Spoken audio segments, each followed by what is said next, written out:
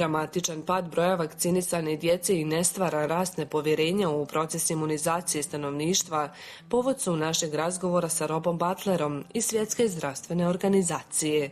Nedostatak povjerenja u ispravnost vakcina, koje je ponekad podržano i od strane zdravstvenih radnika, može dovesti do fatalnih posljedica, kakvim ovih dana svjedočimo u Rumuniji. Pitali smo Roba šta misli o ovom porastu nepovjerenja kada je imunizacija u pitanju. It's very alarming, of course, that indeed these coverage rates are declining in this country. And that has largely to do with distrust and rumours that are circulating around the vaccines. But these vaccines that are being used in this country are the same that are used in my home country, the same that are used in Germany, the same that are used in other European member states, including Denmark, where I live, where we do not have this level of distrust in the same vaccines. So I think vaccines are getting a hard ride at the moment in terms of they get a lot of public opinion and public interest through a few anti-vaccine lobbyists and anti-vaccine voices. With the social media today being so accessible to everybody, we find that just one or two voices can make the difference and can influence parents' decision making.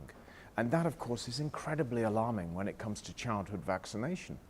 And here, where you're seeing childhood vaccination rates drop so alarmingly fast at the moment, of course we have to question why there's this distrust. Niti jedan lijek u istoriji nije toliko propitivan koliko vakcine. Znajući da ni jedan lijek niti jedna operacija nisu 100% sigurni, postavlja se pitanje zašto se toliko sumnja u vakcine. Many parents struggle to understand why there are these rumours circulating around the vaccines and their safety. But for the large part, these are just rumours.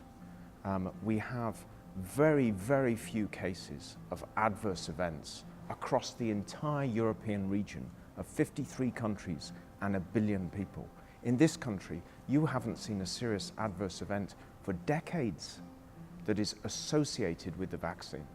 Vaccine safety today is as good as it can be with the science that's available to us. And that's what parents need to understand.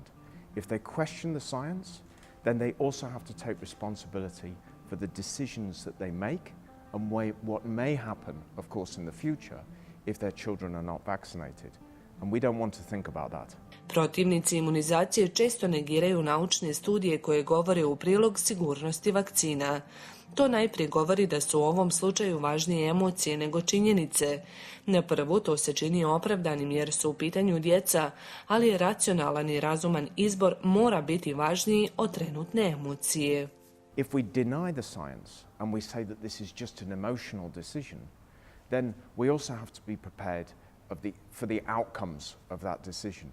And we're seeing large outbreaks, for example, of measles at the moment in European member states, where vaccination rates have dropped, where parents have made what I consider the wrong decision to not vaccinate their children, and we're now paying the price in many countries. So I think you have to always think about what is the potential outcome of this decision? What might this decision mean for my child? And I think with vaccine safety now, we have the best scientific evidence that supports the safety of these vaccines. They are the most safe and effective vaccines that we can possibly produce on the face of the planet today, and they prevent hundreds of thousands of cases of vaccine-preventable diseases across all vaccine-preventable diseases, polio, measles, rubella. We've seen 98 to 99% decrease in the number of cases globally just over the last 20-25 years. Većina rasprava o imunizaciji se preselila na internet. Ono što se na prvu može uočiti jeste da su protivnici vakcinacije vrlo online angažovani. Medicinski stručnjaci nisu toliko prisutni online, pa se s pravom postavlja pitanje da li je nedostatak ove prisutnosti jedan od razloga ovakve masovnosti antivakcinalnih pokreta. Medical professionals are already working 150%. They work long hours, they work hard hours, and they have very little time with each and every parent.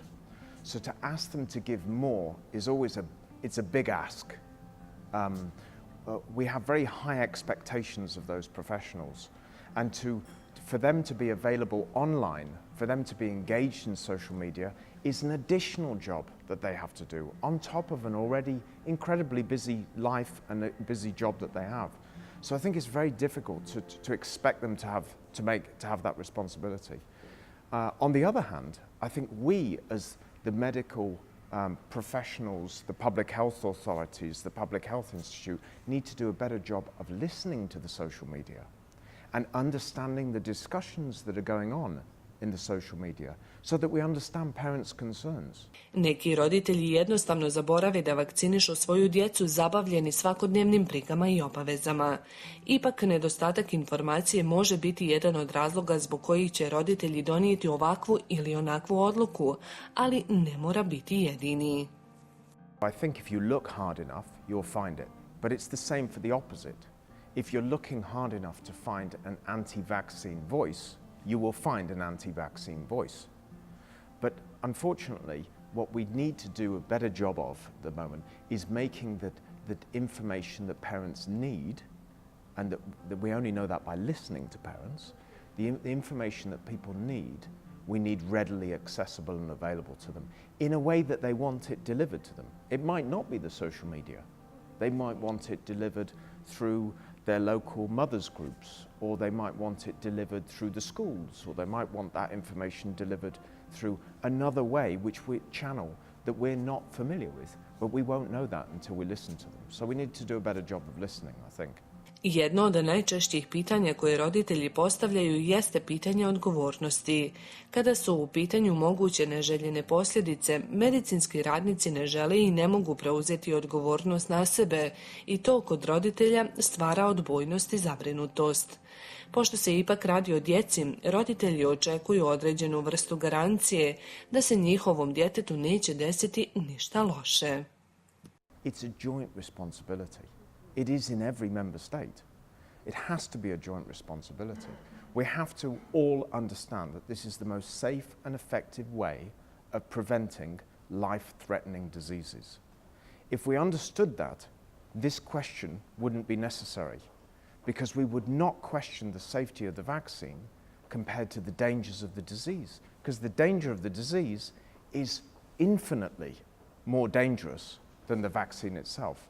Ultimately, the responsibility lies with the state.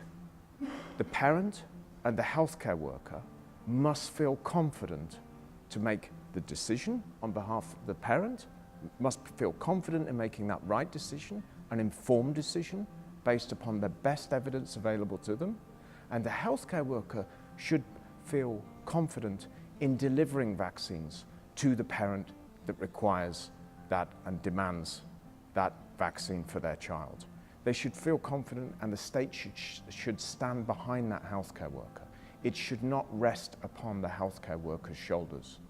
They should have the confidence to vaccinate that child unless that child has correct, true, false contraindications, as we say. A šta su prave kontraindikacije kada je u pitanju vakcinacija i koja djeca ne bi smjela biti vakcinisana? We have a list of ailments or illnesses that prevent a child from being vaccinated, and it's very, very few. It's very, very few. What healthcare workers need in this country and many other countries that are similar in this respect need better training on what the correct and the false contraindications are. So the next time a child enters their practice, just sniffing their nose or sneezing, they go ahead and vaccinate, because that's not a contraindication for vaccination. A child with a mild flu or a sore throat is not a contraindication for vaccination.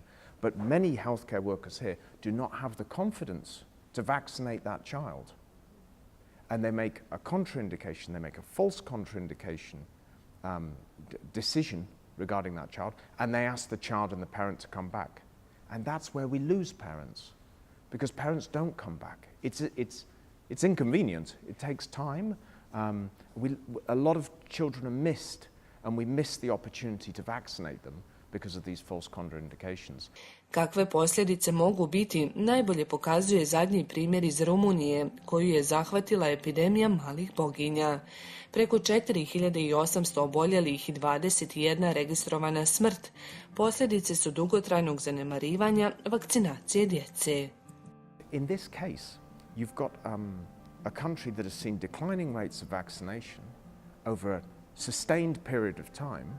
Measles will catch you out. Measles is one of the most contagious diseases. It exposes the smallest holes and gaps in your health system. So where you have a declining health system or a health system that isn't performing optimally, measles will find you out. And that's what's happened with Romania, with this explosive and very, not just worrisome, but alarming outbreak that they're currently having.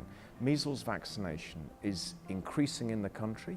The government are now making an effort to drive people into health services, to get those people vaccinated and to make sure every child, and indeed every person in the population, has received 2 doses of measles-containing vaccine. Iako je rumunska vlada donijela mjere obavezne vakcinacije, ona je sada došla prekasno jer su dječji životi izgubljeni. Znajući da naša zemlja ima jedno od najmanjih stopa vakcinacije u Europi, pitamo se da li je i kada moguć scenarij iz Rumunije i kod nas. You have an opportunity here in Bosnia and Herzegovina to do something about this now, because if the rates continue to decline, if we continue to see a decline in the rates that you see at the moment in the different states, at the data that was provided yesterday by the Institute of Public Health, I find very concerning. It's one of the lowest coverage rates in the region. And Bosnian people need to be aware of that. The Bosnian and Herzegovina people and nationals in this country need to be aware of that. Parents need to be aware of that, because if we continue seeing this decline, then we will see the episode that's happening in Romania occur in Bosnia and Herzegovina. We have an outbreak in Italy. Italy has higher coverage than Bosnia and Herzegovina does. But we have 1,500 cases of measles in Italy today. So the question is, how long are you going to get away with this? How long is Bosnia going to get away without a large measles outbreak that will affect more than one community? It will be a general population outbreak of a disease that is you don't want to see. Rob tvrdi da je izbijanje epidemije neminovno ako se ovakav trend nastavi. Ako se to desi, mi se pitamo da li će ljudi koji danas utječu na roditelje da ne vakcinišu svoju djecu izaći pred te iste roditelje i preuzeti odgovornost koju tako neumorno traže od drugih. Da li će reći da su odgovorni za smrt nečijeg djeteta? Nadamo se da nikada nećemo doći u situaciju da ih to pitamo.